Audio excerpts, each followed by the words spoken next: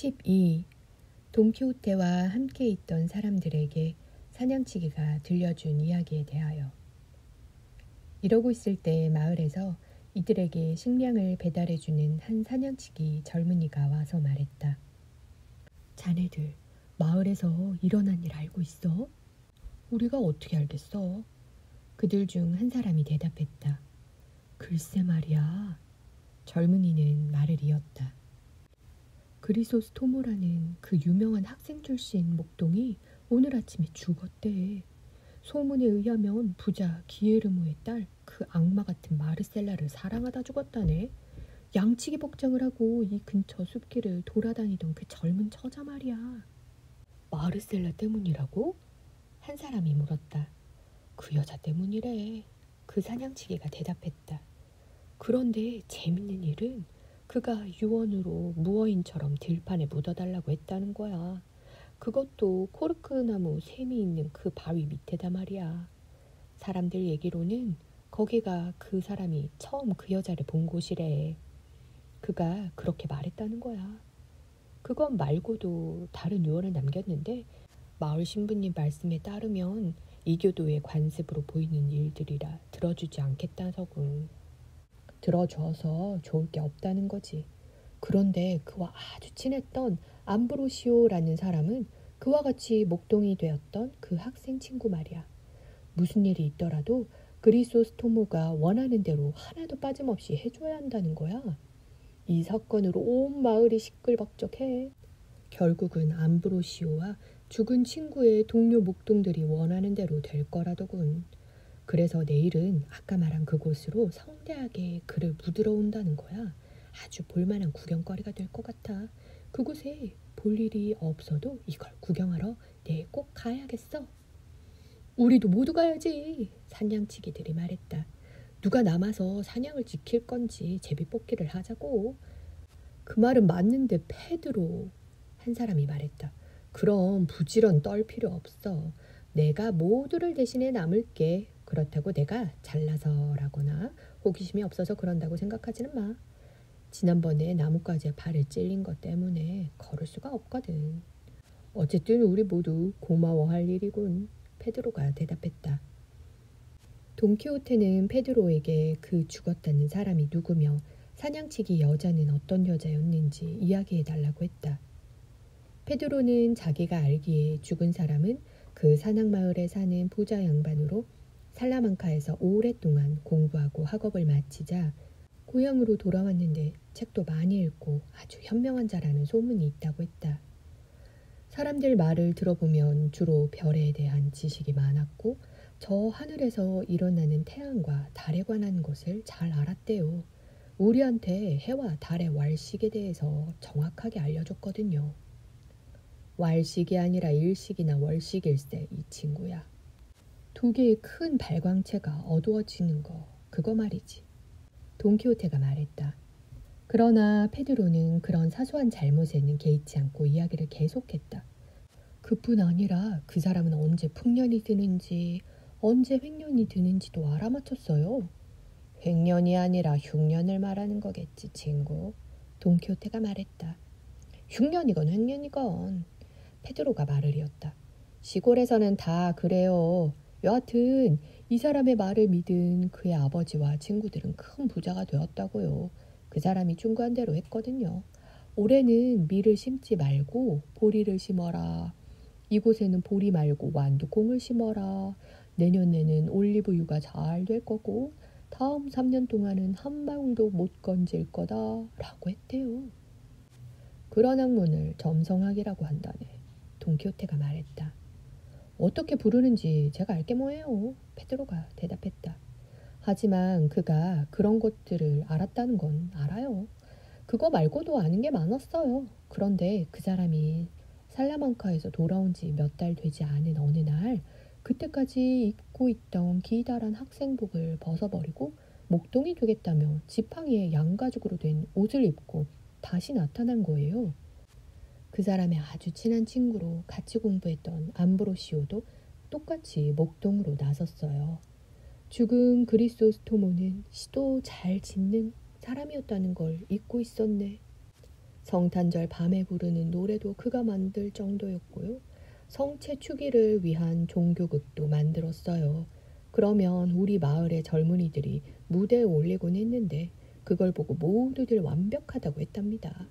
마을 사람들은 그 아는 것 많은 두 사람이 전혀 이기지 않게 양치기 복장을 한 것을 보고 모두 놀랐죠. 두 사람이 그렇게 이상할 정도로 모양을 바꾸게 된 이유를 도무지 짐작할 수가 없었어요. 이 무렵에 이미 그리소스토모의 아버지는 돌아가셨고 그는 엄청난 재산을 물려받았어요. 부동산이며 적지 않은 양의 크고 작은 가축이며 돈도 상당히 많이요. 그래서 대단한 재산을 부릴 수 있는 절대적인 힘을 가진 젊은이가 된 건데 사실 그는 그만한 가치가 있었죠. 좋은 동료의 인정도 많고 착한 사람들 편이고 축복받은 얼굴을 하고 있었거든요. 그가 복장을 바꾼 이유는 다름 아니라 아까 우리 동료가 말한 그 여자 목동 마르셀라를 따라 이 벌판을 돌아다니고 싶었기 때문이라는 게 나중에 알려졌어요. 그 죽어버린 가엾은 그리소스토모가 그 여자한테 홀딱 반했거든요. 아무래도 아시는 게 좋을 것 같으니 그 여자가 어떤 여자인지 말씀드려야겠군요. 아니, 틀림없이 이런 얘기는 나리 생전 처음 들으실 거예요. 설사 나리가 사르나보다 오래 사셨더라도 말이죠. 사르나가 아니고 사라. 돈키호테는 사냥치기가 말을 자꾸 틀리는 것을 참지 못하고 받아쳤다. 아니, 사르나도 꽤 오래 살았어요. 페드로가 대답했다. 그런데 나리께서 그렇게 제 말끝마다 붙잡고 따지시다가는 1년이 가도 얘기를 다 못 끝냅니다요.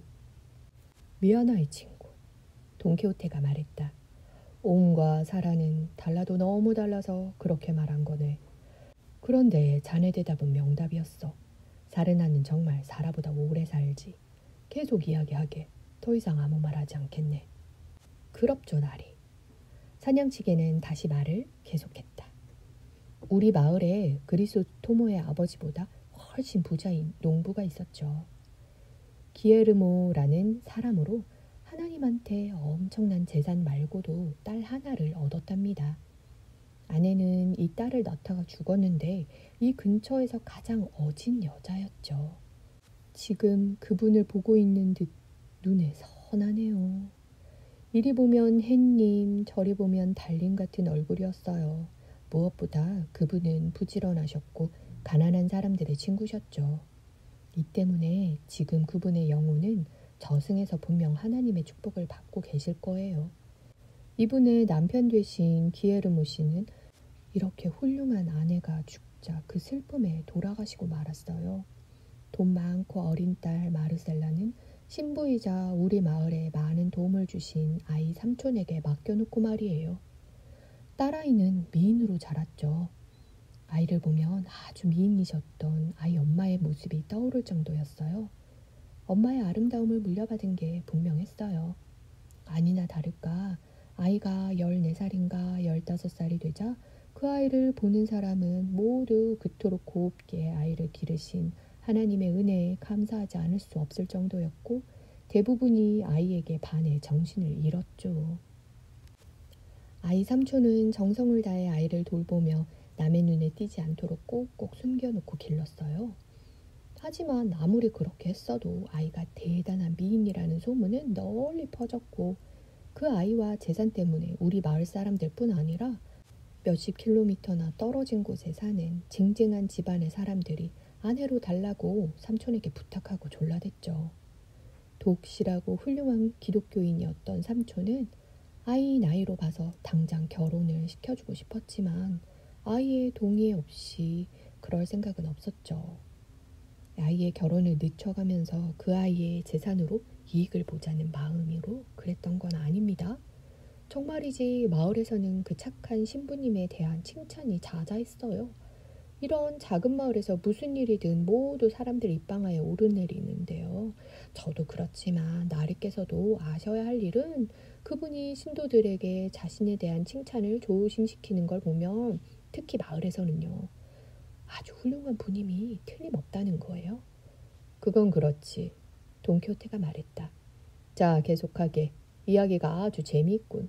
베드로, 자네 이야기 솜씨가 보통이 아니야. 하나님의 은혜가 그렇게 하는 것이니 제게 그 은혜가 부족하지 않기만을 바랍니다. 어쨌든 그 다음 이야기는요. 삼촌이 구원자들에 대해 한 사람 한 사람 알려주면서 마음에 드는 사람을 골라 결혼하라고 했지만 조카딸은 자기는 아직 어려 결혼이라는 무거운 짐을 질 자신이 없다는 말밖에는 하지 않았죠. 듣고 보니 매우 합당한 이유인지라 삼촌은 더 이상 권하지 않고 아이 나이가 차서 자기 마음에 드는 상대를 고를 수 있게 될 때까지 기다리기로 했어요. 그 까닭은 이건 그분의 말씀인데 정말 지당하신 말씀으로 부모는 자식의 의지에 반하는 결혼을 시켜서는 안 되기 때문이죠. 그런데 생각지도 못한 일이 일어난 거예요. 어느 날 그 새침하던 마르셀라가 목동이 된 거예요. 물론 삼촌을 비롯한 마을 사람들이 말렸지만 그 마을의 다른 사냥치는 아가씨들과 들러나가 자기 사냥들을 지키기 시작한 거예요. 이렇게 이 아가씨가 세상 속으로 나가 그녀의 아름다움이 만천하에 드러나게 되었으니 얼마나 많은 부잣집 도련님들과 양반 자식들과 젊은 농사꾼들이 목동에 복장을 하고 들판을 돌아다니며 아가씨 뒤를 쫓아다녔는지는 말로 다 할 수 없을 정도랍니다. 앞서 말씀드렸듯이 죽은 그 친구도 이들 중 하나로 사람들 말을 들어보면 그 아가씨를 사랑하는 정도가 아니라 존경까지 했다고 하더군요. 하지만 마르셀라가 거의 아니 전혀 들어박혀 살 기미 없이 그렇게 마음 내키는 대로 자유롭게 사는 삶을 택했다고 해서 자신의 정조를 망치는 그런 기미나 낌새를 보였다고 생각해서는 안 됩니다요. 오히려 그녀는 훨씬 더 조신하고 신중하게 자신의 명예를 지켜서 그녀를 따라다닌 사람들 가운데 자기 뜻을 이룰 만한 조그만 희망이라도 얻었다고 자랑할 수 있는 사람은 하나도 없었죠. 그런 이야기 자체가 있을 수 없었어요.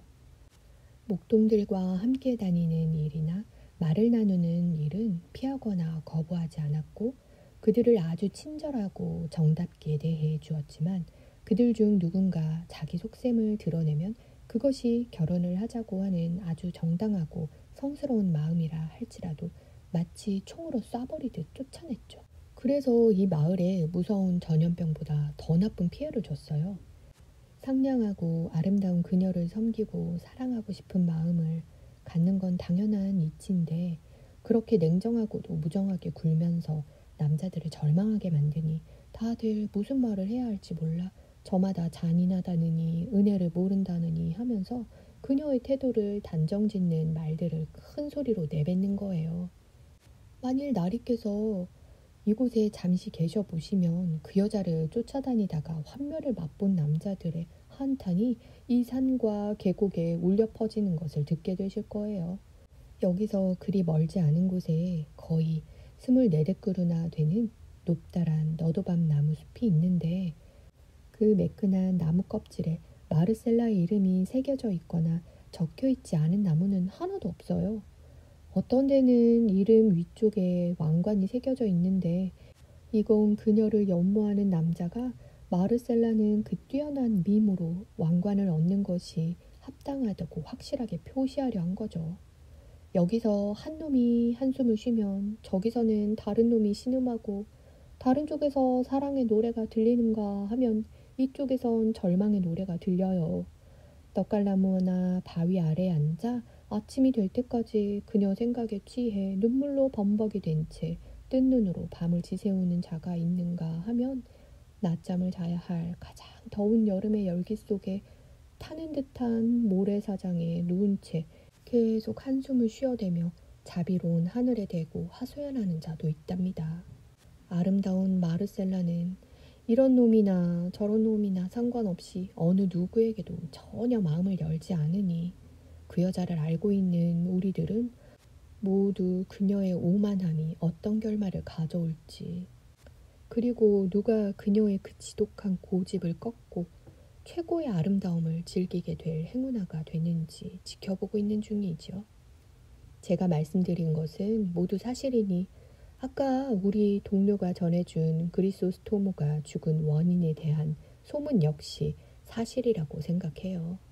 그러니 날있게 말씀드리고 싶은 것은 내일 꼭 그 사람의 장례식에 가보시라는 거예요. 아주 구경할 만할 거예요. 그리소스토모는 친구도 많으니까. 그 사람이 묻어달라고 한 장소까지는 여기서 불과 반 레가도 안 됐고 말이에요. 명심하지, 돈키호테가 말했다. 이렇게 재미있는 얘기로 나를 즐겁게 해줘서 고맙네. 아, 그런데 말이에요. 사냥치기가 말했다. 제가 아는 마르셀라의 애인들 이야기는 아직 절반도 못했어요.